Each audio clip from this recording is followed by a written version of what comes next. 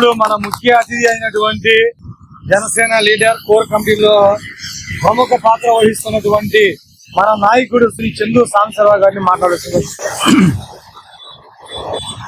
అందరికి నమస్కారం అండి.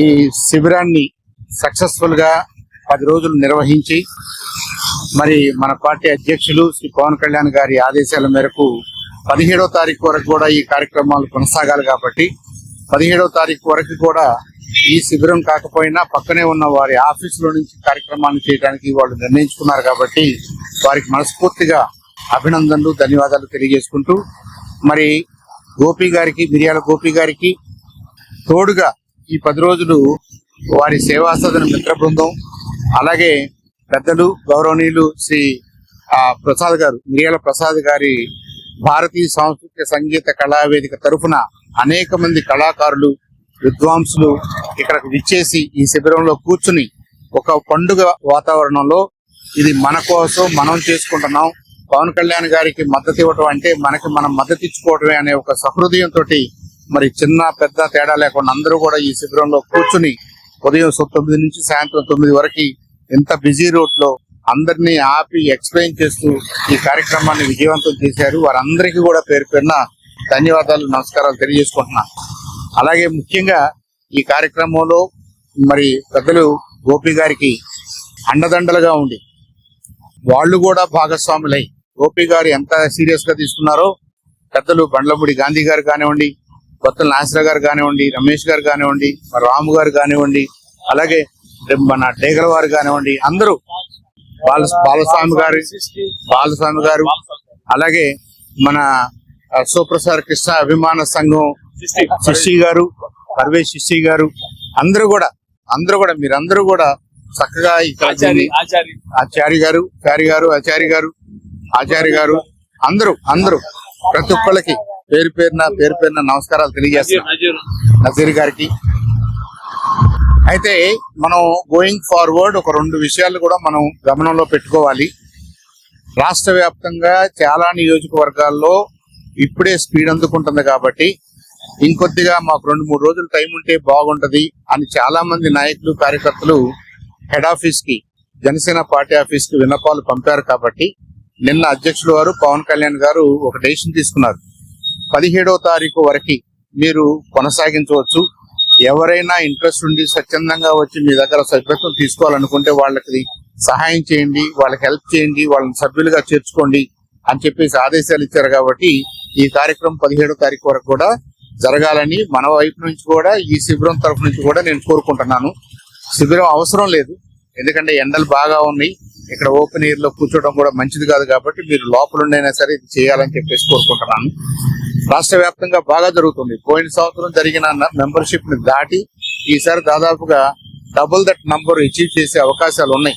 ఇదంతా కూడా పవన్ కళ్యాణ్ గారి నాయకత్వం మీద ఉన్నటువంటి నమ్మకం, ఆయన నిస్వార్థ ప్రజాసేవ. అంటే మనం అపోజిషన్ లో ఆయన చూసాం, ఆయన ఆవేశాన్ని చూసాం, ఆయన ఎంత ఆందోళన చెందాడో ఈ రాష్ట్రం కోసం చూసాం. ఆయనే తగ్గుతూ ఆయనకి నష్టం జరిగినా, ఆయన పార్టీకి నష్టం జరిగినా అదంతా తర్వాత చూసుకున్నాం. ముందు మన రాష్ట్రం స్టెబిలైజ్ కావాలని చెప్పేసి ఏదైతే డెసిషన్ తీసుకున్నారో దానికి మద్దతుగా నిలబడిన ప్రతి జన సైనికుడికి, ప్రతి అభిమానికి కూడా పేరు పేరున మనం ధన్యవాదాలు చెప్పుకోవాలి. అదే స్పిరిట్ ను మనం కంటిన్యూ చేయాలి. ఆ స్పిరిట్ ని కంటిన్యూ చేస్తూ రాబోయే రోజుల్లో కూడా ఆంధ్రప్రదేశ్ సుస్థిరంగా, సుభిక్షంగా డెవలప్ అయ్యే ఒక రాష్ట్రంగా తీర్చిదిద్దాలంటే పవన్ కళ్యాణ్ గారు లాంటి నాయకుడు కావాలి మనకి. అలాగే కూటమి నాయకత్వం కావాలి.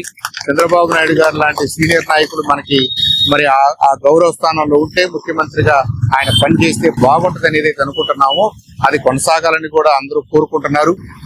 చూద్దాం భవిష్యత్తులో ఎలాంటి మార్పులు చేర్పులు వస్తాయో, ఎవరికి ఎలాంటి అవకాశాలు వస్తాయో, మన కార్యకర్తలుగా మనందరికీ ఎలాంటి అవకాశాలు వస్తాయో కూడా మనం చేసే పనిని బట్టి, ప్రజలు మనల్ని స్వీకరించే విధానాన్ని బట్టి, ప్రజలకు మనం చేసే సేవను బట్టి మనకు గుర్తింపు వస్తుంది. అంతేగాని పవన్ కళ్యాణ్ గారు ప్రత్యేకంగా ఎవరిని పిలిచి బొట్టు పెట్టాల్సిన అవసరం లేదు.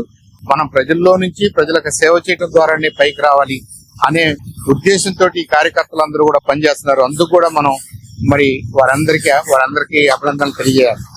రెండవది 14వ తారీఖున మన పార్టీ ఆవిర్భావ దినోత్సవం ప్రతి సంవత్సరం చాలా ఘనంగా జరుపుకుంటున్నాం. పిఠాపురం హెడ్ క్వార్టర్స్ గా జరుపుకుంటాం. అయితే ఈ సంవత్సరం ఎండ తీవ్రత ఎక్కువగా ఉంది. సభ్యత్వ నమోదు కార్యక్రమం కూడా ఉధృతంగా జరుగుతుంది. దానికి బ్రేక్ ఇవ్వటం అవసరం లేదేమో అనే భావంతో అధ్యక్షుల వారు నిన్న ఒక డెసిషన్ తీసుకున్నారు. ఎక్కడికక్కడ మీరున్న ప్రాంతంలో, మీరున్న డివిజన్ లో, మీరున్న ఏరియా, సబ్ డివిజన్ ఎక్కడైనా సరే మీరు 10 మందో 20 మందో 50 మందో కలిసి జెండా ఆవిష్కరణ చేసుకుని మీరు ఇంటింటికి వెళ్లి పవన్ కళ్యాణ్ గారి ఆశయాలు, మరి జనసేన నాయకత్వం ఏం చేస్తుంది, జన సైనికులుగా మన బాధ్యత ఏంటి, మనం ఈ సొసైటీకి ఎలా ఉపయోగపడగలం అనే విషయాల మీద చర్చ చేయాలని చెప్పేసి ఆయన కోరుకున్నారు. కాబట్టి రాష్ట్ర వ్యాప్తంగా, దేశవ్యాప్తంగా ప్రతి జన సైనికుడు కూడా 14వ తారీఖుని వాళ్ళ ఏరియాల్లో ఉత్సవంగా జరుపుకోవాలని చెప్పేసి వారు ఆదేశించడం జరిగింది, సూచించడం జరిగింది. అదే విధంగా మనం కూడా మన ప్రాంతాల్లో చేసుకున్నాం. మరి పెద్దలు గోపి గారిని కానీ వారి మిత్ర బృందాన్ని కానీ నేను కోరేది ఏంటంటే, మన అమరావతి ఏరియా అనుకోండి, మీకు బాగా పరిచయం ఉన్న ఈ ఏరియాల్లో మీరు కూడా ఆ ఉత్సవాన్ని జరుపుకోవాలని చెప్పేసి కోరుకుంటున్నాను. ఇక ఫైనల్ గా ఈ శిబిరం ఇంత సక్సెస్ఫుల్ గా జరగడానికి మనందరికీ ఆదర్శప్రాయంగా ఒక వీర మహిళ నిలబడింది అన్న విషయం ఇక్కడ కాదు, హెడ్ ఆఫీస్ లో కూడా వినపడుతుంది. ఒకే వీర మహిళ ఒక క్యాంప్ లో 10 రోజుల పాటు ఉదయం నుంచి సాయంత్రం దాకా కూర్చోవటం అనేది నా ఉద్దేశం స్టేట్ లో రికార్డ్ అమ్మా, స్టేట్ లో రికార్డ్.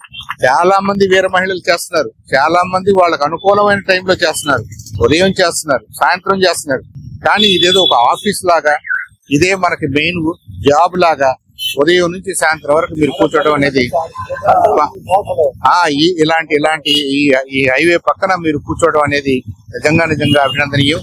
మీకు పవన్ కళ్యాణ్ గారి తరఫున, పార్టీ తరఫున, మా అందరు జన సైనికుల తరఫున మీకు ప్రత్యేకంగా అభినందనలు, కృతజ్ఞతలు తెలియజేస్తున్నాం. మీకు ఈ సందర్భంగా అందరూ కలిసి ఒక చిరు సత్కారం చేయాలనుకుంటున్నారు కాబట్టి మా అందరి తరఫున మీరు స్వీకరించాలని కూడా కోరుకుంటాం. Thank you.